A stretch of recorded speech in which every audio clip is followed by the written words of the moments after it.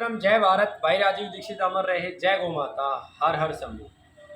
आप सब परिचित हैं 23 जुलाई को दुनिया की जो सबसे बड़ी कैंसर की शोध टीम बनी, उसके बाद ये निर्णय हुआ कि राज्य वाइज सम्मेलन होंगे, जिला संयोजक बनेंगे और चिकित्सा के भी अलग से, प्रचारक के संयोजक अलग और चिकित्सा के जिला अध्यक्ष भी बनेंगे।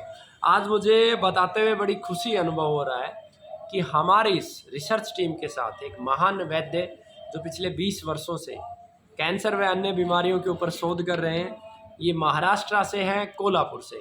आज संगठन ने ये निर्णय लिया है कि इनको इस शोध टीम का जिला अध्यक्ष नियुक्त किया जाता है और साथ में संयोजक भी, क्योंकि महाराष्ट्र का जो सम्मेलन होगा, बड़े राज्यों का जो सम्मेलन होगा वो 4 हिस्सों में होगा और छोटे राज्यों का सम्मेलन 1 हिस्से में होगा।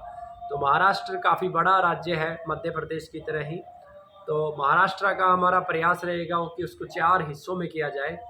तो एक हिस्से का जो कार्यक्रम है आज वो कनेरी मठ में महाराज जी के साथ संवाद करके निर्धारित किया गया है कि इस क्षेत्र का जो कार्यक्रम है वो कनेरी मठ में आयोजित किया जाएगा, महाराज जी के मार्गदर्शन में, और महाराज जी का आशीर्वाद भी हमें मिलेगा।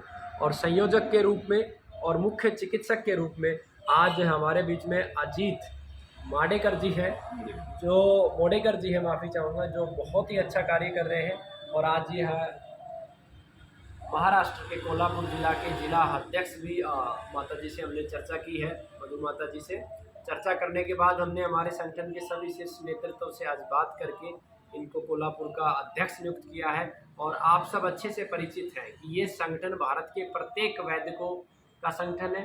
प्रत्येक वैद्य इस संगठन के साथ जुड़ेगा, भले ही वो आदिवासी क्षेत्र में हो या ग्रामीण अंचल में हो, कश्मीर से लेकर कन्याकुमारी तक के सभी वैद्य इस संगठन में जुड़ेंगे।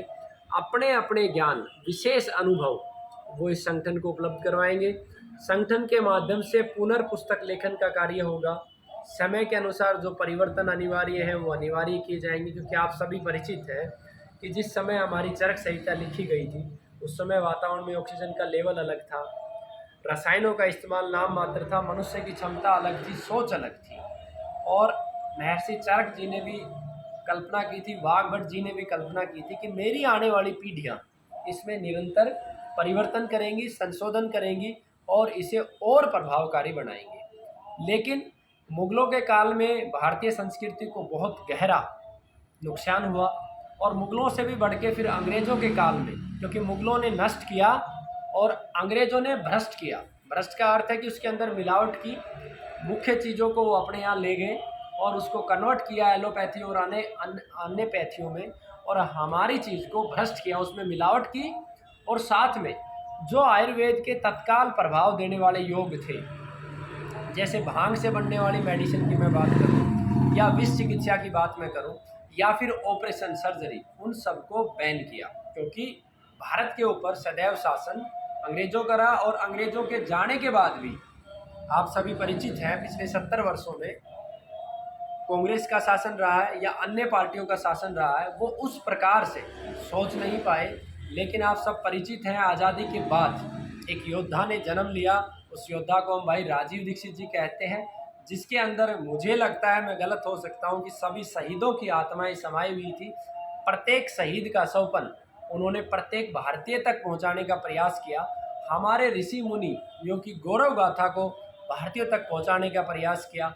गौमाता के गव्य, प्राकृतिक कृषि, भारतीय शिक्षा पद्धति, भारतीय अर्थव्यवस्था और भारतीय संस्कृति की मूल विचारधारा को अंतिम व्यक्ति तक पहुंचाने के लिए उन्होंने 20,000 से ज़्यादा व्याख्यान दिए और अपनी प्रत्येक सांस राष्ट्र के लिए लगाई और अंत में वो राष्ट्र के लिए शहीद हुए।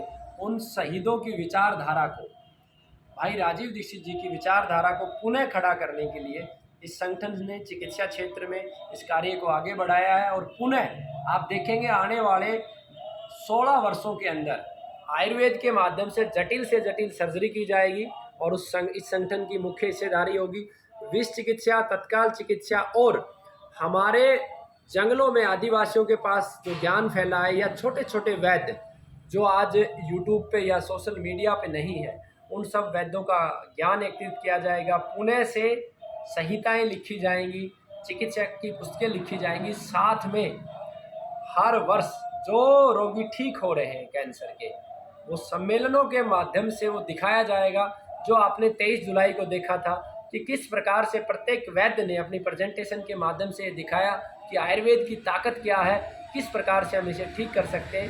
अब सभी भारत के वैद्य अपना डाटा भी एकत्रित करेंगे और उसे समय समय पर दिखाएंगे। तो मैं बहुत ही प्रसन्न हूँ कि मुझे अपने पिता तुल्य और मुझसे बहुत वरिष्ठ अनुभवी वैद्य आज मिले, जो हमारी इस रिसर्च टीम का भी हिस्सा होंगे, जिले के अध्यक्ष भी होंगे और वर्तमान में संयोजक की भी भूमिका निभाएंगे। और बहुत ही कर्मठ हैं ये, इनकी कर्मठता, इनके जो कार्य है, इनका जो अनुभव है और इनके जो परिणाम है, उससे साक्षात झलकती है। तो सबसे पहले तो वैद्य जी आपका चरण वंदन कि आपने हमारे इस छोटे से निवेदन को स्वीकार किया। और मैं आशा करता हूँ कि भारत के जितने भी ज़िले हैं उसमें से सबसे प्रभावकारी कार्य कोल्हापुर से होगा।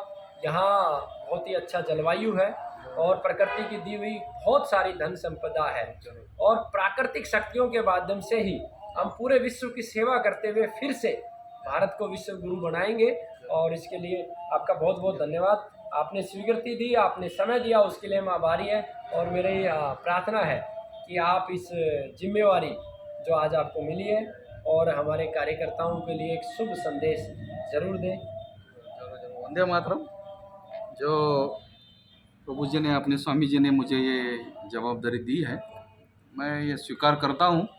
और आज से मैं राजीव दीक्षित जी का जो नाम रोशन करना है हम सभी को करेंगे, और उन्होंने दिया हुआ संदेश लेकर जन जन की सेवा करने का व्रत लेंगे। फिर से एक बार मैं राजीव दीक्षित जी को वंदन करता हूँ। वंदे मातरम। वंदे मातरम। जय भारत। जय भारत।